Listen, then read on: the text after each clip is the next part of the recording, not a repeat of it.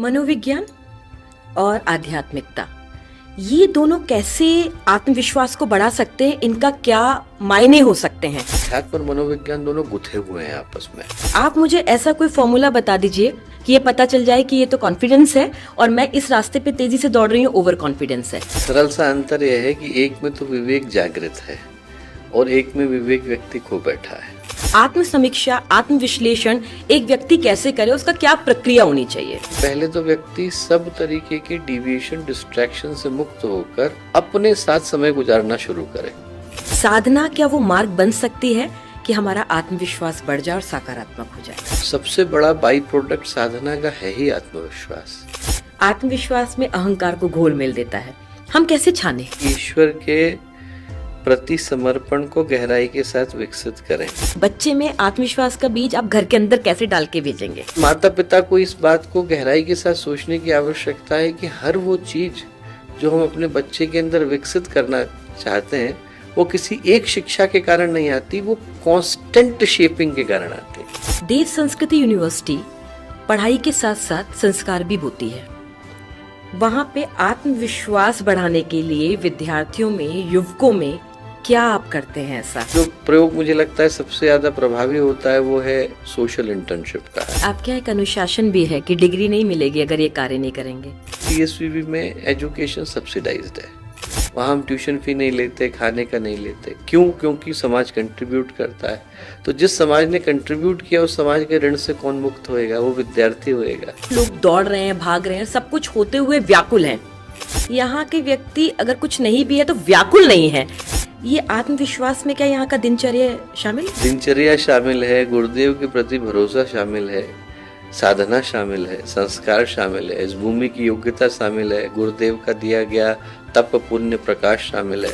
बार बार असफलता आए तो व्यक्ति टूट जाता है, तो इसमें उसको खुद को बैठ के क्या सोचना चाहिए? बार बार असफल हो रहा है तो असफलता केवल ये सिद्ध करती है कि सफलता का प्रयास पूरे मनोयोग से नहीं किया गया। सोशल मीडिया डिटॉक्स कितना हमारी जिंदगी में हो, उतने के लिए ही दरवाजे को खोला जाए जितने में हमारे जीवन के लिए आवश्यकता है। वंदनीय माता जी का कोई प्रसंग सुना दीजिए जहाँ पर आत्मविश्वास की परिभाषा सार्थक हो जाए। आज जिस शांति मुझ को हम लोग देखते हैं, जहाँ हजारों लोग रोज आते हैं, वो सिर्फ और सिर्फ माता जी के आत्मविश्वास का परिणाम है। अगर आपका जीवन प्रेरणा बन जाए तो ये आत्मविश्वास है। अगर जीवन टूटकर बिखर जाए तो ये आत्मविश्वास का टूट जाना है। मगर सवाल ये उठता है कि हम आत्मविश्वास को कैसे पैदा करें, उसको आत्मसात कैसे करें और उस ऊर्जा को अपने जीवन को सकारात्मक बनाने में कैसे लगाएं। सवाल बड़ा है और इसका उत्तर भी आत्मविश्वास के साथ आना चाहिए। इन्हीं सभी उत्तरों का जवाब देने के लिए हमारे साथ हैं डॉक्टर चिन्मय पंड्या जी। आज आत्मविश्वास के ऊपर बात होगी, कैसे बढ़ाया जाए। तो आत्मविश्वास के साथ ही आपसे एक प्रश्न कर रही हूं कि आत्मविश्वास की सार्थक परिभाषा है क्या? अपने ऊपर विश्वास है रमा जी। व्यक्ति अपने ऊपर भरोसा कर पाता है तो फिर वो ईश्वर पर कर पाता है। पूज्य गुरुदेव ने एक बहुत प्यारी बात कही कि आत्मविश्वास ही ईश्वर विश्वास है और ईश्वर विश्वास ही अपने ऊपर भरोसा है। जिसको अपने ऊपर भरोसा नहीं वो भगवान भी नहीं कर सकता, और जिसको भगवान के ऊपर भरोसा नहीं उसका अपने ऊपर नहीं आ सकता। और सही पूछें तो संसार में विश्वास से बढ़कर के और कोई दूसरी पूंजी है ही नहीं। व्यक्ति के पास भरोसा हो, विश्वास हो, अपने कदमों के ऊपर थोड़ा सा सामर्थ्य के ऊपर बल हो, उसको ये मन में भाव हो कि मैं जहाँ चल रहा हूँ, जो कर रहा हूँ, सही कर रहा हूँ, तो इससे बढ़कर के जीवन में और कोई दूसरा उपहार नहीं हो सकता। एक अंधेरी राह पर व्यक्ति जाता हो और उसको दूर से बल्ब भी चमकता दिख जाता है तो मन में एक अजीब सा विश्वास आ जाता है। हम लोग छोटे छोटे बच्चे थे और माता पिता का हाथ ही पकड़ में आ जाए तो विश्वास आ जाता है। तो फिर व्यक्ति के जीवन में उससे बढ़कर के दूसरा कोई सही पूछे तो न शक्ति है, न सामर्थ्य है, न बल है। वहां पर टूट गया तो सब जगह टूट गया। मनोविज्ञान और आध्यात्मिकता, ये दोनों कैसे आत्मविश्वास को बढ़ा सकते हैं? इनका क्या मायने हो सकते हैं, आप ये समझाइए। मनोविज्ञान सही पूछे तो टूल्स देता है और आत्मविश्वास की जो आध्यात्मिक परिभाषा है वो हमारे अंदर उस समझ को पैदा करती है जिसके आधार पर उन टूल्स का हम सही उपयोग कर पाते हैं। जैसे व्यक्ति के पास बहुत अच्छे उपकरण हों पर उसके पास चलाने का तरीका ना हो तो वो किसी मूल्य का नहीं। आपको दोनों की आवश्यकता है। गाड़ी बहुत अच्छी हो, ड्राइवर कमजोर हो तो किसी मतलब का नहीं। ड्राइवर बहुत अच्छा और गाड़ी कमजोर हो तो किसी मतलब की नहीं। तो मनोविज्ञान एक तरीके से तो टूल है, वो कार है। आध्यात्मिक मनोभाव ड्राइविंग कैपेसिटी है। दोनों मिलकर हमारे जीवन में उस समझ को विकसित करते हैं। यदि व्यक्ति आत्मविश्वास के विषय में सोचता है तो मुझे लगता है पहली चीज तो यही सोचने की आवश्यकता है कि कमजोर पड़ा क्यों। क्योंकि समस्या इस कारण है कि अंधेरा आ गया, और अंधेरे को दूर करने का उपाय ये नहीं है कि कोई अंधेरे से लड़ाई करे। अंधेरे को दूर करने का उपाय यही है कि प्रकाश को पैदा करे। अध्यात्म प्रकाश का नाम है। जैसे ही वो प्रकाश आता है हमारे जीवन में, हमारे जीवन के अंधेरे कोनों के अंदर बल को पैदा करता है, वैसे ही व्यक्ति जहाँ है वहीं से पूरे गंभीरता के साथ खड़ा होता है। चंदगी राम जो है वो ट्यूबरकुलोसिस के पेशेंट थे, डेथ बेड पर थे। लोगों ने कहा कि अब बहुत ज़्यादा दिन बचे नहीं है जीने के लिए, और चंदगी राम के मन में भरोसा आया और भारत के सबसे मशहूर पहलवानों में से एक हुए। तो व्यक्ति के अंदर यदि वो विश्वास आ जाए तो वो कितनी भी गहरी खाई से अपने को निकाल पाने की सामर्थ्य सुरक्षित रखता है।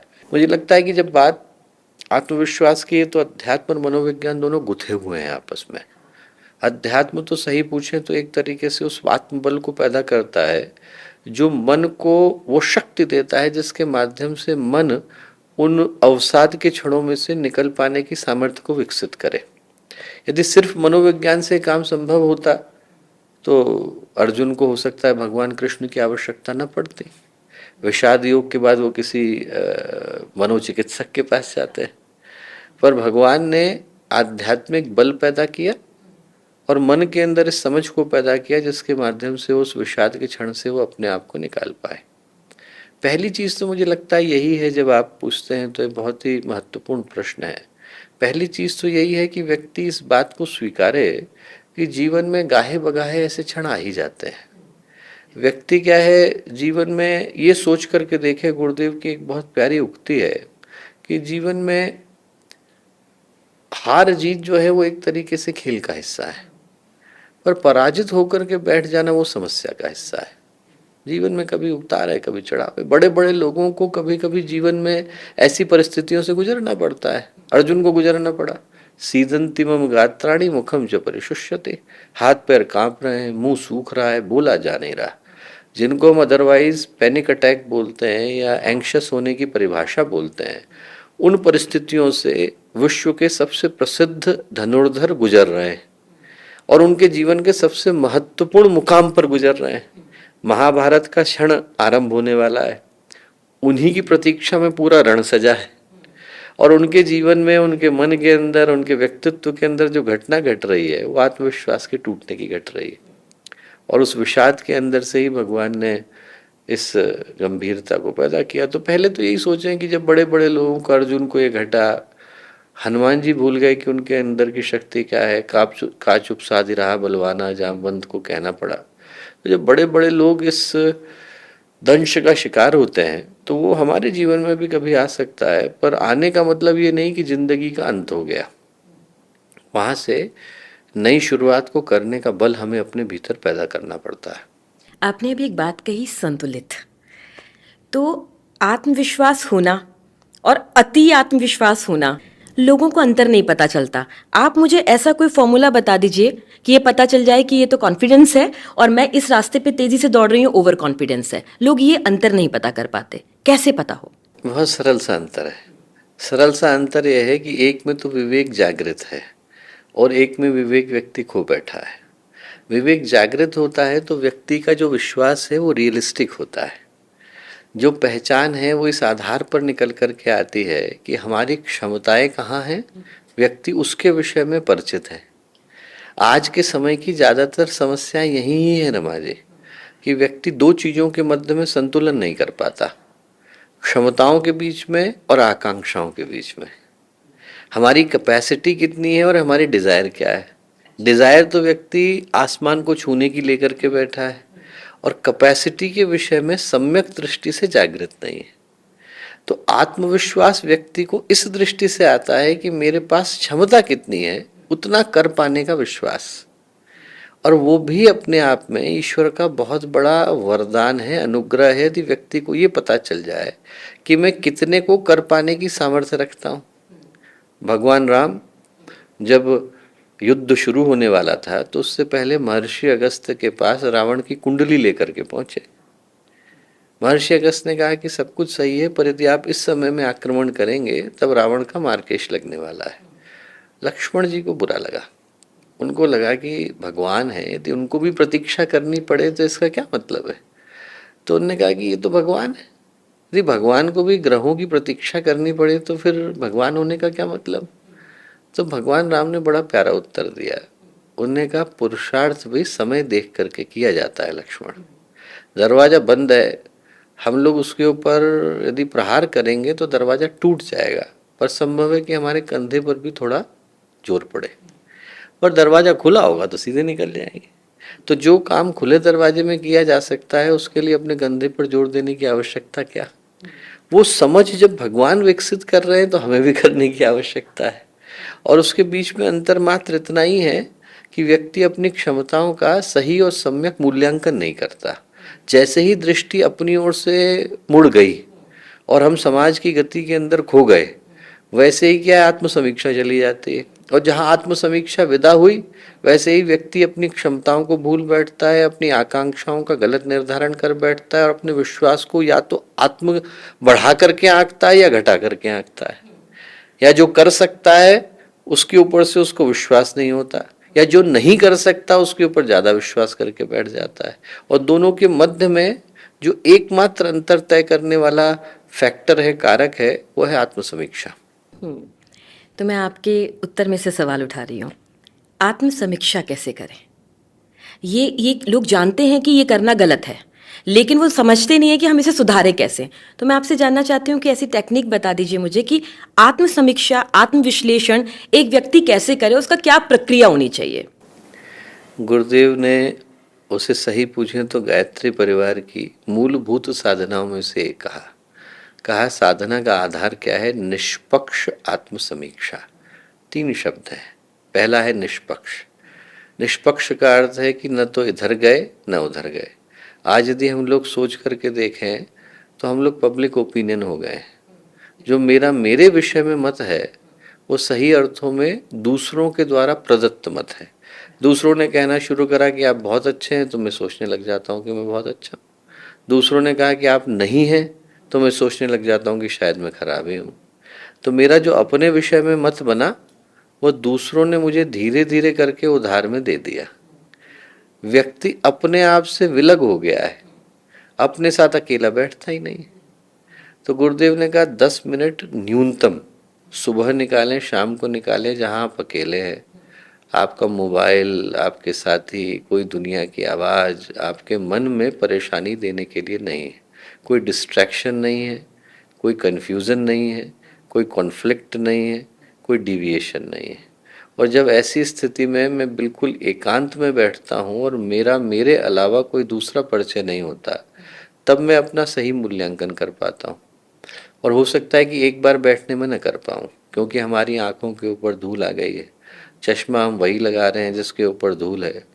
तो वो जो वर्षों की चढ़ी हुई आदतें हैं वो मुझे एकदम से निष्पक्ष आत्मसमीक्षा करने का अवसर नहीं देती हैं। It's not a honest introspection, it is an introspection that I think I have been given by other people. तो मैं पहले तो अकेले बैठने की आदत डालूं, बिना किसी प्रिजुडिस के बैठने की आदत डालूं, बिना किसी पूर्वाग्रह के दुराग्रह के बैठने की आदत डालूं, और जैसा हूं वैसा अपनी आंखों के सामने अपने आप को खड़ा करने की आदत डालूं। जब वो आदत डालता हूं तो निष्पक्षता विकसित होती है, क्योंकि हो सकता है कुछ चीज़ों में मैं अच्छा हूं, हो सकता है कुछ चीज़ों में मैं खराब हूं। जहाँ अच्छा हूँ वहाँ स्वीकार कर पाने की सामर्थ्य, जहाँ बुरा हूँ वहाँ स्वीकार कर पाने की सामर्थ्य। सामान्य रूप में हम लोग स्वयं कर जाते हैं, या तो फिर हम सारी दुनिया को ही बुरा सोचते हैं कि हम ही अच्छे हैं बाकी सब खराब है, या फिर अपने को ही ग्लानि के बोझ के तल दबा देते हैं कि मैं ही खराब हूँ बाकी सब लोग ठीक ही बोल रहे हैं। हम लोग दूसरे की समीक्षा करने के लिए तो तैयार हैं। व्यक्ति से यदि कहा जाए कि आप कमी निकालो तो वो सबकी निकालने को तैयार है, भगवान तक की निकाल लेगा। अपनी ही निकाल पाने की व्यक्ति के अंदर योग्यता विकसित नहीं हो पाती। पर ये तभी संभव है जब मैं अकेला हूँ, अपने पास हूँ। गुरुदेव ने कहा सुबह उठे तो बिस्तर से नीचे कदम रखने से पहले ही कर लें, उसके बाद तो दिमाग में जो हवाएं हैं वो चलने लग जाती हैं, और जहाँ हवाएं चली तो फिर पत्ते उड़ उड़ के आते हैं, कोई कोई विचार लाता है, कोई कुछ लाता है। तो निष्पक्ष आत्म समीक्षा सुबह और शाम को, सुबह तो इस दृष्टि से करें कि हम लोग अपने जीवन में कहाँ आकर के खड़े हुए, कहाँ जाना था। शाम को उसकी समीक्षा और मूल्यांकन करें कि जो करना था वो कर पाए कि नहीं कर पाए। तो जो आपने पूछा उसका मुझे लगता है कि जो सर्वाधिक बेहतर समाधान हो सकता है वो यह है कि पहले तो व्यक्ति सब तरीके के डिविएशन, डिस्ट्रैक्शन से मुक्त होकर अपने साथ समय गुजारना शुरू करे। आज की भीड़ में और आज की चाल में और आज की हवाओं में और आज के प्रवाह में व्यक्ति अपने साथ बैठता ही कहाँ है।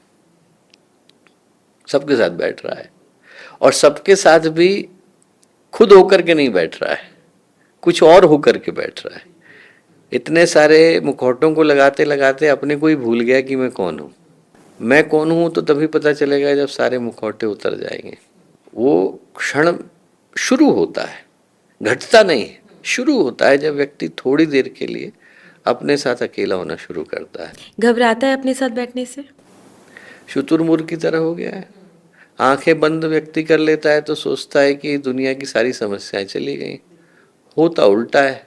आप जैसे ही आंखें बंद करते हो तो वो सारी की सारी समस्याएं जिनको आपने सोचा था चली गई, वो उससे भी ज्यादा जोर लगा करके आपके जीवन में प्रकट होती है।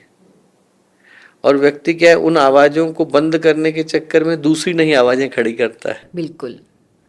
एक जगह से हल्ला हो रहा है, मन में समस्या आ रही है, तो हम सोचते हैं दूसरी जगह ज्यादा जोर की आवाज करेंगे तो शायद ये आवाज दब जाएगी, पर फिर वो आवाज प्रभावी हो जाती है। एक डिस्ट्रैक्शन से बचने के लिए दूसरे डिस्ट्रैक्शन को अपना करके बैठ जाते हैं, आलम्बन देता है। आलम्बन देता है। और उस चक्कर में क्या हुआ है कि व्यक्ति अपने से दूर चला गया। जो अपने से दूर चला गया, जब आत्म ही नहीं है तो विश्वास कहाँ से आएगा? अपने आप से ही व्यक्ति दूर है तो उसका भरोसा किसके ऊपर लौटेगा और कैसे लौटेगा?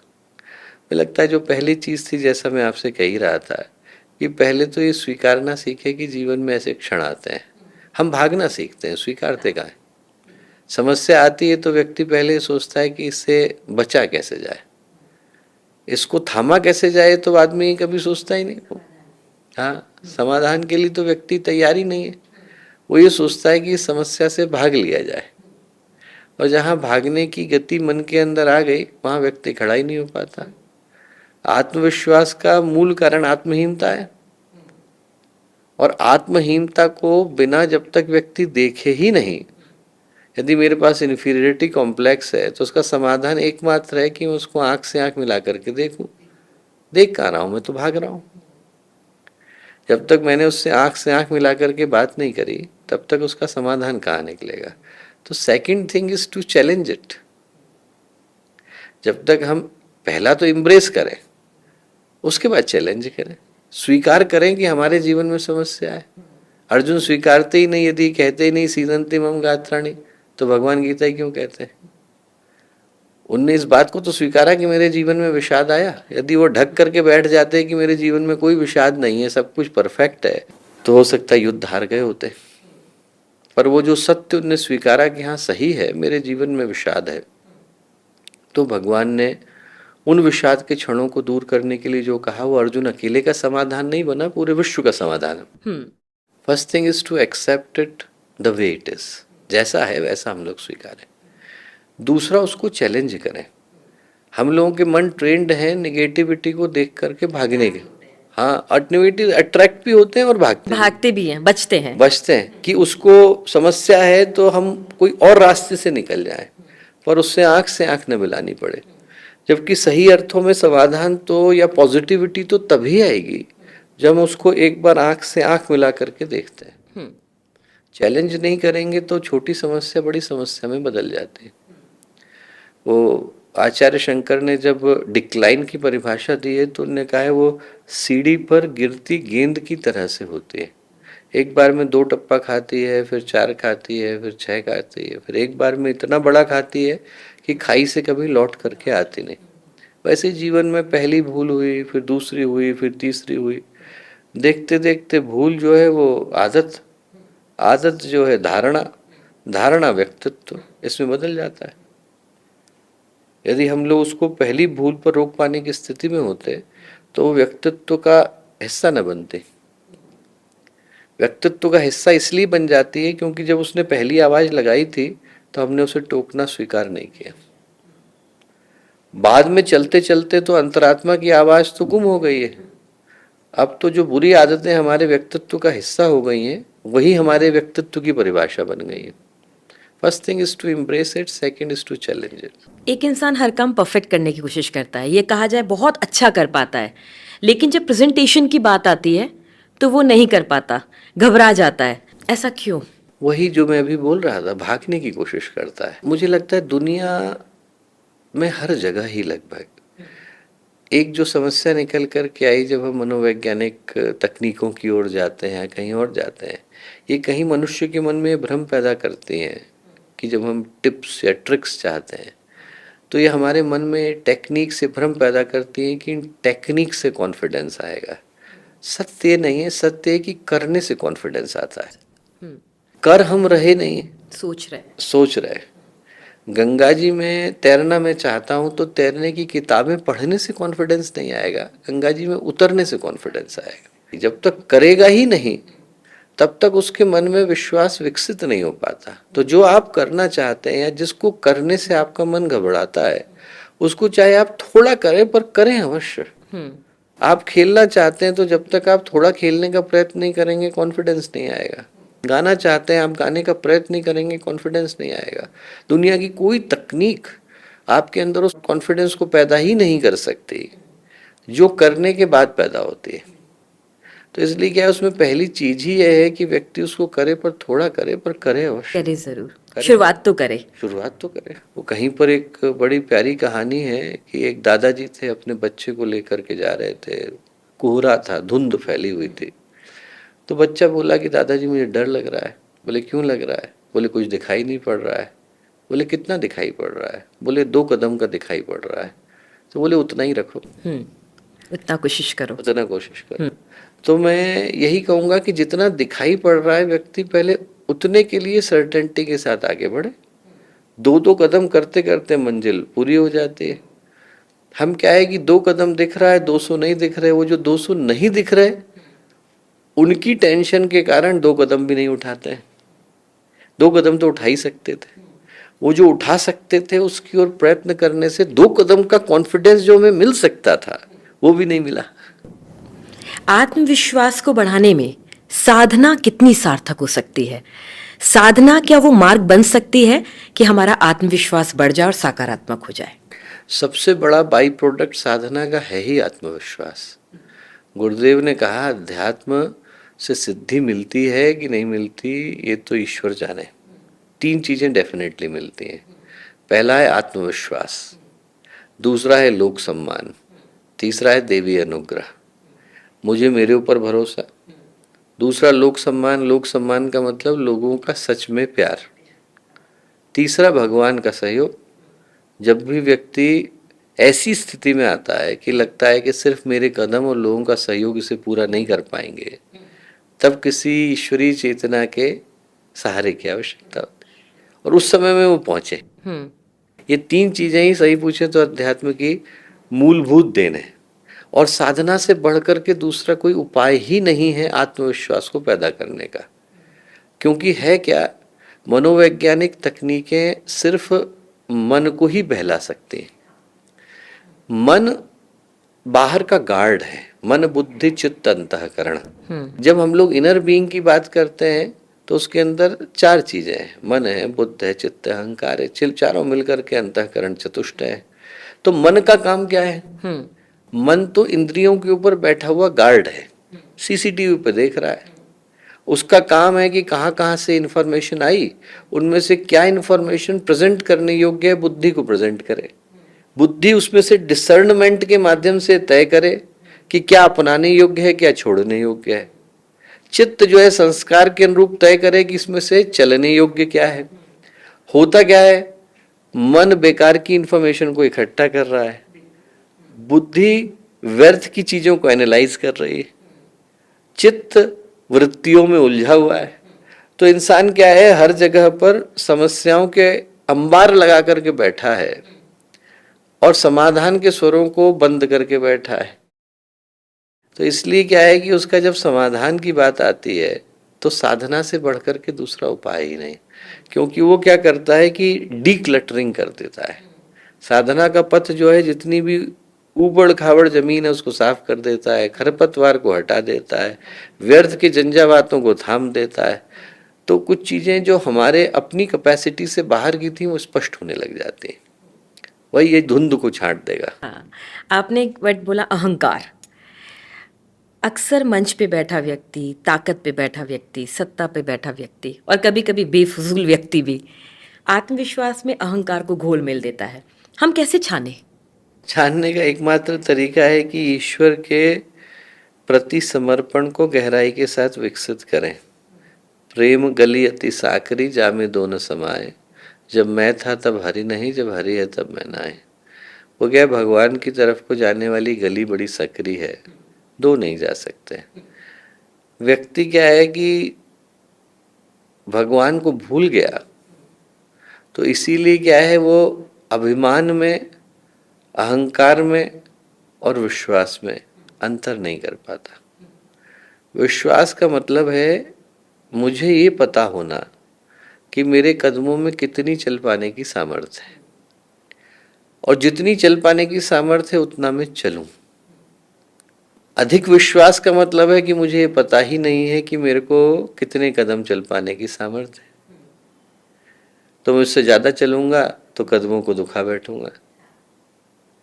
अब समस्या यह है कि ये जो अहंकार है वो व्यक्ति की समझ की, विवेक की, बोध की क्षमता को पूरी तरह से कुंद कर देता है। और उसके लिए वही समाधान है जो मैंने थोड़ी देर पहले बताया, निष्पक्ष आत्मसमीक्षा।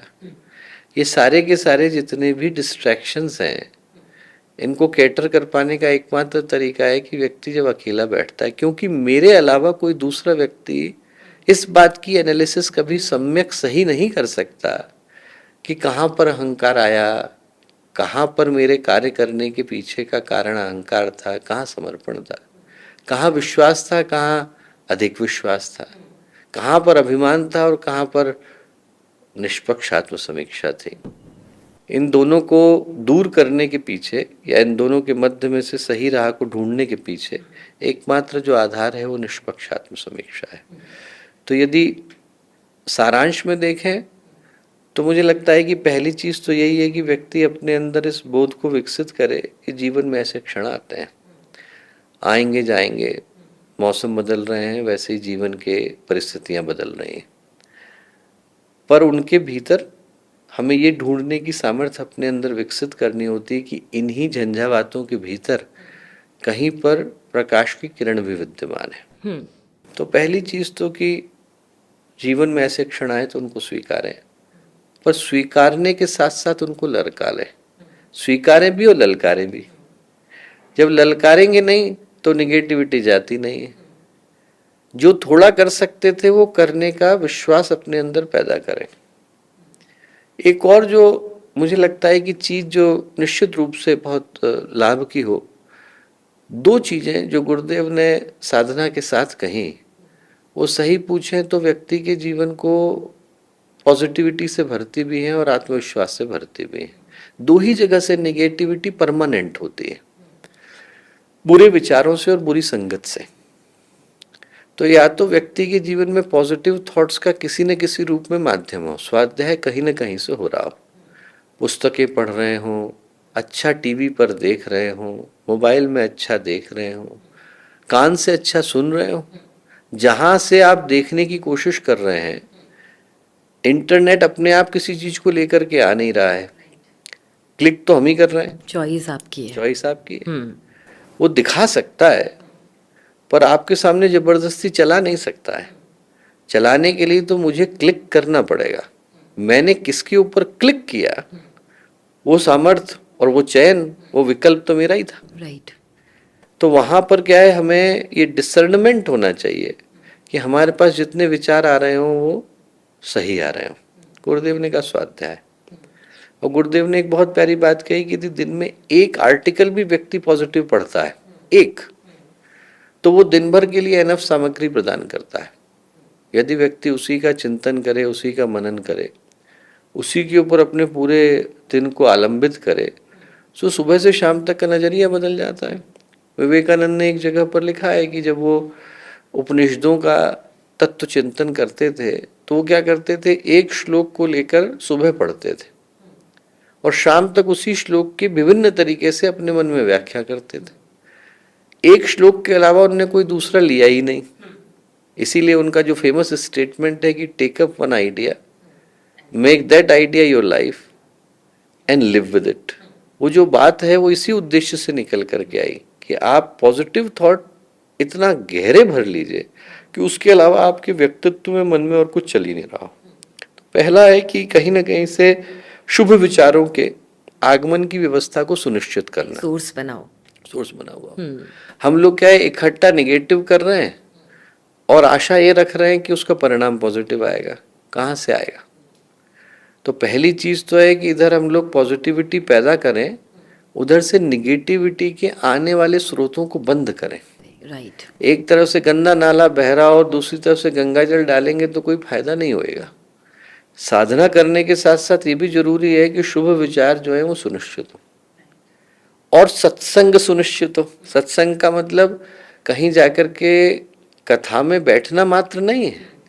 आपके साथी संगी कौन है, आप किनसे बात करते हैं, आपके जीवन को प्रभावित कौन करता है, आपके जीवन को इंस्पायर कौन करता है। हम लोग संग की परिभाषा करते हैं उस व्यक्ति के साथ, या हमारी मित्रता की परिभाषा है जो व्यक्ति हमारी हाँ में हाँ मिलाता है, वो दोस्त है। हाँ, हम सुन नहीं पाते ना नेगेटिव सुन नहीं पाते। तो जो मेरे हाँ में हाँ मिलाने के लिए तैयार है, या जिसकी हाँ में मैं हाँ मिला सकूं, वो मेरे मित्रता की लिस्ट का हिस्सा हो जाता है। जबकि सही मित्र तो वो है जो मुझे मेरे हित के पथ की ओर लेकर चले। पापन निवारयति भोजयति हिताय, गुह्याम निगुहति गुणान प्रकटीकरोति, आपत्ति च न जहाति तदाति काले, सन्मित्र लक्षण मिदम प्रविदन्ति संतः। संत कहते हैं कि मित्र तो वही है जो आपत्ति के समय में छोड़ के नहीं जाए, अहित से दूर करे, गुणों को प्रकट करे। तो ऐसे लोगों से, ऐसे विचारों से, ऐसे वातावरण से अपने को युक्त रखना। जितनी भारत की परंपराएं हम लोग ध्यान से सोच के देखें तो भाव तो यही था। सत्संग का अर्थ ये नहीं था कि हम बैठ करके जो है कथा सुने या प्रवचन सुने। सत्संग का अर्थ था अपने आप को ऐसे व्यक्तियों के साथ, ऐसे वातावरण से युक्त कर लेना कि वहां से सिर्फ सकारात्मकता का प्रवाह मेरी चेतनता के अंदर हो रहा हो। शुभ विचारों से भरा हुआ हूं तो मेरे अंदर स्वाध्याय। तो साधना के बाद ये दो चीजें अनिवार्य हो जाती है, positive thoughts and positive company. ये दोनों होंगे तो व्यक्ति के जीवन में अपने आप जो है पॉजिटिविटी आएगी, विश्वास आएगा। फिर एक और चीज जरूरी है, मुझे लगता है, वो है सेल्फ कंपैशन। व्यक्ति जब क्या है निगेटिविटी से गुजर रहा हो तो अपने को वैसे ही समझाने की कोशिश करे जैसे हम अपने दोस्त को समझाते हैं। अपने प्रति भी हमारा वही भाव होना चाहिए। हम लोग कभी कभी अपने प्रति ओवर क्रिटिकल हो जाते हैं या फिर अपनी क्षमताओं की ओर से पूरी तरह से मुंह मोड़ के बैठ जाते हैं, क्योंकि आत्मविश्वास का अर्थ ही है कि वो दूसरा कोई नहीं दे सकता, अंदर से आता है। अंदर से आता है। मुझे या तो पैदा करना पड़ेगा या जगाना पड़ेगा। या तो वो था और मैं भूल करके बैठा हूं तो जगाऊंगा, का चुप साधी राह बलवाना, या फिर वो है और सोया हुआ है तो बीज को वृक्ष में बदलना पड़ेगा, उसके अंदर के अंकुर को फोड़ना पड़ेगा, पौधे में बदलना पड़ेगा। तो either of those things are supposed to be there. या तो संभावनाएं उनको साकार करें या फिर उन पे पर्दा डल गया तो उठा लें। एक बड़ा व्यक्ति और समझदार व्यक्ति तो इधर से पढ़ सकता है, सलाह ले सकता है, मार्ग पकड़ सकता है। एक छोटा बच्चा, मेरा सवाल आपसे ये है कि माता पिता की कितनी बड़ी भूमिका होती है एक आत्मविश्वासी बच्चा बनाने में और उसे समाज के लिए एक आत्मविश्वास व्यक्तित्व बनाने में। तो मैं ये चाहती हूँ कि जो भी पेरेंट्स इस समय इस पॉडकास्ट को सुन रहे हैं वो ये जान जाएं कि बच्चे में आत्मविश्वास का बीज आप घर के अंदर कैसे डाल के भेजेंगे। ये बहुत ही महत्वपूर्ण प्रश्न है, बहुत ही महत्वपूर्ण प्रश्न है। इसलिए महत्वपूर्ण है क्योंकि बच्चे का निर्माण हम लोग अपनी जिंदगी में देखें, आंखें बंद करें और ये सोचें कि लास्ट बार जिंदगी में ऐसी घटना कब घटी थी जब किसी एक मुलाकात ने हमारे जीवन को बदला। तो संभव है 3 या 6 महीने के अंदर की कोई एक क्षण भर की मुलाकात याद आए। बच्चा क्या है, अभी वो कोरी स्लेट की तरह से है, उसके जीवन में हर इंटरेक्शन उसके जीवन को शेप दे रहा है। हर इंटरेक्शन यदि पॉजिटिव होगा तो उसके अंदर विश्वास को बढ़ता चला जाएगा। माता पिता को इस बात को बहुत गहराई के साथ सोचने की आवश्यकता है कि हम में से कोई इस धरती पर मैनुअल लेके पैदा नहीं हुआ। किसी ने ये नहीं बताया कि दुनिया में जीना कैसे है, ये आपकी ऑपरेटिंग मैनुअल है, आपको इस पेज के अनुसार काम करना है। हम लोग रोबोट हैं नहीं। तो हम अपने विषय में मान्यता कैसे बनाते हैं? दूसरों से इंटरेक्ट करके बनाते हैं। दूसरा, यदि मैंने एक काम को किया और उसने मुझको प्रशंसा दी, उसने मुझको स्वीकारोक्ति दी, तो उससे मेरे प्रति पॉजिटिव रीइंफोर्समेंट हुआ और मुझे लगा इस कार्य को करने की आवश्यकता है। गाना गाया, लोगों ने तारीफ करी, व्यक्ति धीरे धीरे उस तरफ मुड़ गया। किसी ने एक चित्र बनाया, लोगों ने तारीफ करी तो चित्रकार बनता चला गया। खेलने के लिए गया, साथ के कलीग्स ने तारीफ करी तो खेल की तरफ मुड़ता चला गया। कहीं ना कहीं पहला स्टेप रखा होगा जहां पर उसे पॉजिटिव रीइंफोर्समेंट मिला। और इसी तरीके से हम निगेटिव रीइंफोर्समेंट के कारण किसी काम को नहीं करते, किया तो माता पिता ने गलत दृष्टि से देखा, किसी ने टोका, किसी ने रोका, किसी ने डांटा, किसी ने कुछ और कहा। ये सारी चीजें मिलकर के हमें जहां नहीं जाना है उधर इशारा करती हैं। और माता पिता को इस बात को गहराई के साथ सोचने की आवश्यकता है कि हर वो चीज जो हम अपने बच्चे के अंदर विकसित करना चाहते हैं वो किसी एक शिक्षा के कारण नहीं आती, वो कांस्टेंट शेपिंग के कारण आती। क्योंकि every single thing that we are saying to them, they are internalising it. जो हम उनको कह रहे हैं उसके आधार पर उनके अंदर की दुनिया बन रही है, और जैसी अंदर की दुनिया बन गई वैसी ही बाहर घटित होने लग जाती है। लोगों के अंदर व्यक्ति लोग को नहीं देख रहे, उस व्यक्ति को देख रहे हैं जो उनने अपने मन में उस व्यक्ति के रूप में आरोपित कर लिया है। We don't see the person, we see the imagination that we have created about that person. तो वो जो अंदर इंटरनलाइजेशन हो रहा है वो हो इसलिए रहा है क्योंकि माता पिता या किसी अन्य व्यक्ति ने, जिसको बच्चे ने अथॉरिटी फिगर माना। सुनते तो उसी की हैं जिसको हम अथॉरिटी फिगर मानते हैं। बिल्कुल। सिंपल सी बात है, व्यक्ति ऑफिस में जाए और ऑफिस में यदि उसके साथ वाले कहे काम करना है नहीं करना है तो नहीं सुनेगा, बॉस कहेगा तो सुनेगा। तो जब हम बड़े बड़े व्यक्ति के मन में बात है कि किसकी सुननी है किसकी नहीं सुननी, तो छोटे बच्चे के मन में तो है। ये जो मैं आपसे प्रश्न पूछने जा रही हूँ उसके लिए आप राइट पर्सन हैं। शिक्षा प्रणाली, देव संस्कृति यूनिवर्सिटी पढ़ाई के साथ साथ संस्कार भी बोती है। वहाँ पे आत्मविश्वास बढ़ाने के लिए विद्यार्थियों में, युवकों में क्या आप करते हैं ऐसा जिससे दूसरे लोग इस यूनिवर्सिटी में आए, उसे देखें, उसका भाग बने? और ये यूनिवर्सिटी क्यों खास बनेगी अगर वो आत्मविश्वास के लिए आप लोग ऐसा कोई प्रोग्राम चलाते हैं? क्या करते हैं? मेरा सवाल आपसे ये। देव संस्कृति विश्वविद्यालय में 3 चीजें हैं। गुरुदेव ने एक बहुत अच्छी बात कही कि पहले जो शिक्षा देने का अधिकार था वो आचार्य को था, और आचार्य शब्द आचरण से आया। आपके आचरण में है तो आप दूसरे को सिखाते थे। Human beings are mimicking animals. हम सीख पाते हैं, समझ पाते हैं जब हम दूसरे को वो करता हुआ देखते हैं, उससे हम सीखते हैं। गुरुदेव ने कहा वैसे व्यक्तित्व चूंकि कम है तो वातावरण का निर्माण वैसा किया। तो देव संस्कृति विश्वविद्यालय में शिक्षक जो सिखाते हैं उससे ज्यादा मूल्य का है कि वातावरण क्या सिखाता है। वातावरण आपके अंदर उस कॉन्फिडेंस को इंस्टिल करता है जिसके माध्यम से आप जीवन की समस्याओं से रूबरू हो सके। दूसरा है पाठ्यक्रम। पाठ्यक्रम में एक यूनिक चीज है जीवन प्रबंधन, कि हम बाकी की चीजों का प्रबंधन सिखाते हैं पर जीवन का ही प्रबंधन नहीं सिखाते। गुरुदेव ने एक शब्द दिया, जीवन देवता की साधना आराधना, कि और किसी देवता को मनाने की, पुकारने की आवश्यकता नहीं, जीवन ही देवता है। जीवन के देवता को आओ तनिक संवारे, वो जो भाव है वो यही है कि और किसी देवता को देखने की आवश्यकता नहीं, यही अकेला देवता है। और उसको कैसे मनाया जाए, अपना बिस्तर कैसे जमाना है, इसे लेकर के अपने अंदर क्रिएटिव एक्सीलेंस को, स्पिरिचुअल एक्सीलेंस को, रिलेशनशिप मैनेजमेंट को, टाइम मैनेजमेंट को कैसे विकसित किया जाए, ये सिखाने का काम वो प्रबंधन लाइफ मैनेजमेंट करता है। और फिर वैसे गिनाने की दृष्टि से अनेकों प्रयोग हैं, पर जो प्रयोग मुझे लगता है सबसे ज़्यादा प्रभावी होता है वो है सोशल इंटर्नशिप का, समाज के लिए परिवीक्षा का। क्योंकि विद्यार्थी क्या है, बाकी सब जगहों पे जाता है जब वो बन गया, यहाँ पर बच्चा जाता है जब वो बन रहा है, तो उसको सही अर्थों में आत्मविश्वास आ पाता है। आपके यहाँ एक अनुशासन भी है कि डिग्री नहीं मिलेगी अगर ये कार्य नहीं करेंगे, इसके पीछे का कारण? इसके पीछे का कारण ही ये है कि आप चाहे कितना किताबों में पढ़ा लीजिए, क्लासरूम में बता लीजिए, जो विद्यार्थी स्वयं के करने से सीखता है वो किसी और चीज़ से नहीं सीखता।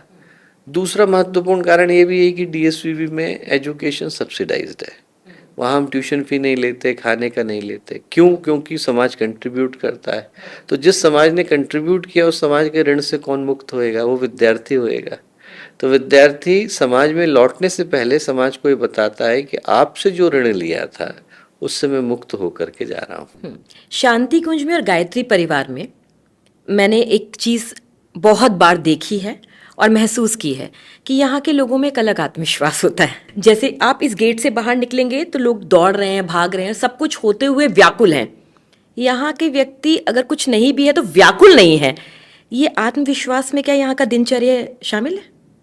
दिनचर्या शामिल है, गुरुदेव के प्रति भरोसा शामिल है, साधना शामिल है, संस्कार शामिल है, इस भूमि की योग्यता शामिल है, गुरुदेव का दिया गया तप पुण्य प्रकाश शामिल है, और सबसे बढ़कर के बात है कि एक अच्छे उद्देश्य के लिए समर्पण शामिल है।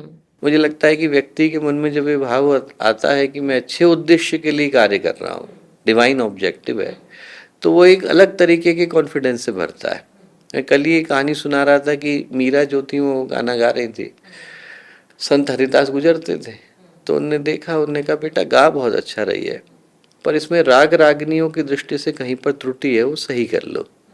तो मीरा ने चरण छुए, बोले आप सही बोलते हैं गुरुवर, पर बोले जब राजा के दरबार में गाते हैं तो राग का ध्यान रख करके गाते हैं, बोले भगवान के दरबार में गाते हैं तो अनुराग का ध्यान रख करके गाते हैं। बोले मैं तो अनुराग से गा रही।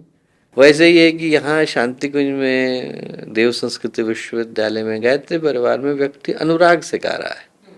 तो इसलिए चूंकि वो अनुराग से गा रहा है, समर्पण यदि मजबूत है तो आत्मविश्वास सहज ही प्रकट होता है। मैंने दिनचर्या की बात की, ये यज्ञ होता है, श्रद्धा है, भक्ति है, समर्पण है, शरणागति है। इन 4-5 जो ये एलिमेंट्स मैंने आपके आगे बोले, ये आत्मविश्वास बढ़ाने में एक प्रयोगशाला है। थ्योरी आपने सीखी, प्रैक्टिकल जब तक करेंगे नहीं तब तक विश्वास आता नहीं। तो ये बिल्कुल निश्चित रूप से सारी की सारी चीजें जो आपने गिनाई और बताई, ये क्या है, वो प्रयोगशाला है जहाँ व्यक्ति इन बातों को खुद ही करके महसूस भी कर पाता है और भरोसा भी पैदा कर पाता है। तो जो पहली चीज मुझे लगता है कि यदि हम लोग गिनने की कोशिश करें तो पहली चीज तो आत्मविश्वास को प्राप्त करने के लिए आत्मसमीक्षा पहला आधार। जब तक अपने से जुड़ेगा ही नहीं तब तक आत्मविश्वास को पैदा कर पाने की संभावना ही खत्म हो गई। दूसरा, जीवन में उतार चढ़ाव आए तो उनको स्वीकारें, स्वीकारने के साथ साथ ललकारें। एक बार उनको जरूर, जहाँ निगेटिविटी लगे उनको टोके जरूर। एक स्टेप उठा सकते हैं तो एक स्टेप उठाएं, पर उठाएं जरूर। कुछ करना है तो करने से बचने के बजाय उसको करना, कितना किया जा सकता है करने का मार्ग ढूंढें। करेंगे नहीं तो कभी वो विश्वास आ नहीं पाएगा। और फिर अपने आप को हमेशा पॉजिटिविटी से भरे रखें और सराउंडेड रखें। सफलता और असफलता जीवन है, ये आएगी आएगी। मैं बहुत स्पष्ट एक सवाल करना चाहती हूँ कि सफलता आती है तो इंसान भूल जाता है कि असफलता होगी, बार बार असफलता आए तो व्यक्ति टूट जाता है। तो जब ऐसा व्यक्ति टूटने लगे तो इसमें बहुत मुश्किल होता है पढ़ना, किसी के पास जाना और समझना। तो इसमें उसको खुद को बैठ के क्या सोचना चाहिए, बार बार असफल हो रहा है तो वो? सफलता असफलता सामाजिक परिभाषाएं, जिसको हमने सफल और असफल कहा वो समाज के मानदंड ने कहा। सफल हुआ तो किस में हुआ और असफल हुआ तो किस में हुआ। पर यदि आत्मसमीक्षा जागृत है तो व्यक्ति इस चीज को एनालाइज कर पाता है कि करने के पीछे मेरा इंटेंशन क्या था। यदि मैं करने के प्रति अपना 100% दे रहा हूं तो मुझे परेशान होने की आवश्यकता नहीं। गुरुदेव ने कहा भी है कि असफलता केवल ये सिद्ध करती है कि सफलता का प्रयास पूरे मनोयोग से नहीं किया गया, कहीं कुछ कहीं कुछ रह गया। उसको दोबारा से करने की आवश्यकता है, और दोबारा से और भी ज्यादा गंभीरता के साथ करने की आवश्यकता है। स्कॉटलैंड का राजा था ब्रूस, वो 14 बार लड़ाई हारा। 14 बार लड़ाई हारा तो जो सैनिक थे उनका भी आत्मविश्वास टूट गया। उनको लगा कि शायद ये कर्ज्ड है, मतलब इसको और कुछ मिल जाए पर उसको विजय नहीं मिल सकती। सबने सोचा कि तो श्रापित है, इसके पास से दूर हटो। सेना भी साथ छोड़ के चली गई। एक दिन ब्रूस बैठ करके एक जगह पर एक मकड़ी को देख रहा था, तो मकड़ी जो है वो 20 बार फेल हुई, 21वीं बार में उसने बना लिया जाला। कोई आकर के तोड़ जाता था, 21वीं बार में उसने बना लिया। ब्रूस बहुत खुश हुआ। ब्रूस ने कहा इसका मतलब मेरे पास अभी 7 और अटेम्प्ट्स बाकी हैं। हाँ। अभी 7 बार और मैं फेल हो सकता हूँ। जब मकड़ी बना सकती है तो मैं भी बना सकता हूँ। And he became the king of Scotland. छोटे छोटे का तो छोड़ दीजिए, किंग ऑफ स्कॉटलैंड बना। तो वो जो छोटी छोटी घटनाएं हैं जहाँ पर हमारे जीवन में ऐसे घटनाक्रम आ रहे हैं कि हम कुछ प्राप्त करना चाहते हैं, नहीं कर पा रहे, वो सही अर्थों में हमें सिखा के ही जा रहे हैं और बना के ही जा रहे हैं। महर्षि अरविंद का बड़ा प्यारा स्टेटमेंट है, sorrow is the hammer of God. कि जब जीवन में वो विषाद के क्षण आते हैं तो सही अर्थों में हमें तराशने के लिए और निखारने के लिए आते हैं। पर चूंकि जो मैं शुरुआत हुई तो आपसे बोला कि लोग क्या है, उन क्षणों में बजाय उनको सौभाग्य समझने के, ये सोचने के कि वो मेरे जीवन को निखारने आए हैं, उनसे बचने का, भागने का या किसी अदृश्य सत्ता को कोसने का कारण बनाते हैं। भगवान ऐसा क्यों कर रहा है, विक्टिम कार्ड। ये भूल जाते हैं कि वो क्षण आए इसलिए कि हमारे अंदर से किसी चीज को जगा करके जाए। भागना नहीं है, बल्कि यहां पर रहकर इसी चीज को बदलना है। वो याद रखने की आवश्यकता है। हार जीत तो तब भी हो सकता है, आया हो जाए। जिंदगी खेल है, कभी कोई जीतता है, कभी कोई जीतता है। एआई का समय है। कोई अगर एप्लीकेशंस नहीं जानता, टूल्स नहीं जानता, लेकिन एआई शब्द को सब जानते हैं। सोशल मीडिया का टाइम है। अगर हम ये पॉडकास्ट कर रहे हैं तो इस पे सवाल बनता है। सोशल मीडिया के दौर में तुलना बढ़ गई है, होड़ बढ़ गई है, प्रतिस्पर्धा बढ़ गई है। ऐसे में व्यक्ति का आत्मविश्वास भी डगमगाता है। तो सोशल मीडिया कितना हमारी जिंदगी में हो, और हमारे उसके अलावा सोशल मीडिया डिटॉक्स कितना हमारी जिंदगी में हो, क्योंकि ये दोनों आत्मविश्वास को बढ़ा रहे हैं। बहुत जरूरी है रमा जी, और बहुत ज़्यादा महत्वपूर्ण प्रश्न भी है। क्योंकि है क्या कि सोशल मीडिया में, जैसा मैंने बोला, फिल्टर नहीं है। तो है क्या कि बहुत सारी ऐसी चीज़ें भी दरवाज़ा खुला होने के कारण हमारे जीवन में प्रवेश कर रही हैं, जिनका वहाँ पर होना हमारे व्यक्तित्व के लिए तो कष्ट का कारण ही बनता है। आप कोई सोच करके देखें कि सोशल मीडिया से आया क्या। सोशल मीडिया में हमारे सामने ऐसे आइडियल प्रस्तुत किए जा रहे हैं जो ये हमें बताते हैं कि खुश रहने के लिए क्या चाहिए, ऐसे कपड़े चाहिए, ऐसी जगह चाहिए, इस तरीके का घर चाहिए, इस तरीके की गाड़ी चाहिए, इस तरीके का पैसा चाहिए, इस तरीके की घड़ी चाहिए, इस तरीके, इस ब्रांड की चीजें चाहिए। राइट। तो जिसके पास नहीं है वो सारे के सारे व्यक्ति उसी को अपने जीवन में सुख की परिभाषा, सफलता की परिभाषा मान करके बैठे। जो चीज बहुत महत्वपूर्ण है आत्मविश्वास के लिए, कि व्यक्ति को अपने अंदर से जो वचन आ रहा है उसके ऊपर पूरा भरोसा है। और वो तभी संभव है जब सोशल मीडिया का डिटॉक्स हो सके। उतने के लिए ही दरवाजे को खोला जाए जितने में हमारे जीवन के लिए आवश्यकता है, और वो तय करने का अधिकार और तय करने की सामर्थ्य मेरे अलावा और किसी के पास नहीं। मैं चाहूं तो वहां 10 घंटे गुजार सकता हूं, यूट्यूब पे वीडियो देख सकता हूं, और चाहूं तो उन 10 घंटों के अंदर उन चीजों को सीख सकता हूं, नई भाषा सीख सकता हूं, नया चिंतन सीख सकता हूं। सोशल मीडिया के आ जाने से जो नई चीजें आई हैं कि दुनिया का दूसरा कोना जहां तक मेरे पास जा पाने की सामर्थ्य नहीं हो, वहां की हर चीज को जान पाने की सामर्थ्य विकसित कर सकता हूं। आज से 50 साल पहले कहाँ संभव था। आपको पूरे के पूरे इंसाइक्लोपीडिया को खरीदना पड़ता था, और तब भी इस बात की सुनिश्चितता नहीं थी कि आप सारी चीजों को जान जाएंगे। आज तो आप एक छोटा सा टॉपिक ले लें और उसके सारे फैक्ट्स को आप जानना चाहें, राइट, बहुत आसान है। बहुत आसान है। मुझे लगता है वो तय करने की क्षमता हमारे पास ही है, सिर्फ हम अपने ऊपर उतना भरोसा रख कर के नहीं बैठे हैं जिसके आधार पर सही चुनाव कर सकें। वो करने की सामर्थ्य आत्मसमीक्षा, आत्ममूल्यांकन हमें प्रदान करते हैं। आधार वही ही है, और जैसे ही वो मजबूत हुआ, बाकी का भवन खड़ा करना आसान है। आज के पॉडकास्ट का आखिरी सवाल बहुत महत्वपूर्ण है।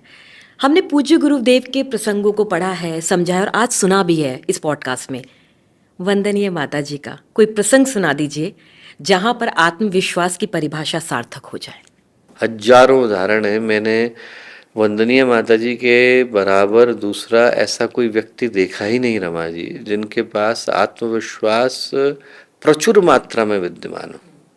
शांति कुंज बना, बहुत कम लोगों को इस बात की जानकारी होगी कि पूज्य गुरुदेव तो मथुरा से विदाई लेके आए थे, वंदनीय माता जी और साथ में बहुत कम लोग, और उनमें से भी बहुत कम लोग शांति कुंज में रहते थे। लोग आसपास के आश्रमों में रहा करते थे और वहां से दिन में काम करने के लिए आते थे, रात में सन्नाटा छा जाता था।